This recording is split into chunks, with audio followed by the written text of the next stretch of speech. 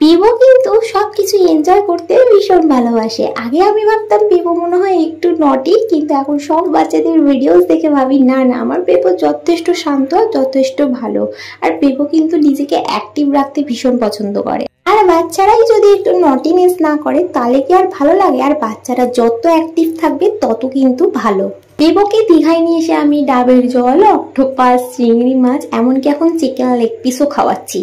না না, এটা ভাবছো? আরে না না, ব্যাপারটা হচ্ছে এই খাবারগুলো আমরা খেয়েছি, পেপোকে তো জাস্ট এই খাবারগুলোর সাথে একটু একটু করে ইন্ট্রোডিউস করেছি। তো এখন চলে এসেছি হচ্ছে আমরা ওল্ড দীঘায়, যেটা ছিল ওয়াও চিকেন একটা রেস্টুরেন্টে। তো রেস্টুরেন্টে এসে আমরা খাবার অর্ডার করেছি, আর খাবারগুলো দেখে পেপো এটা টানছে ওটা টানছে। আসলে এখনো হাতের সামনে যেটাই পাই সেটাই হাতের সামনে নিয়ে মুখে ধরতে চায়। তো তোমাদের ভিডিওগুলো ভালো লাগছে তো? ভালো লাগলে লাইক কমেন্ট করো। আর এই ভিডিওগুলো শেষ হলে কিন্তু আমি পুজোর ব্লগ দেওয়া শুরু করবো, তো সেগুলো দেখার জন্য সাবস্ক্রাইব করো।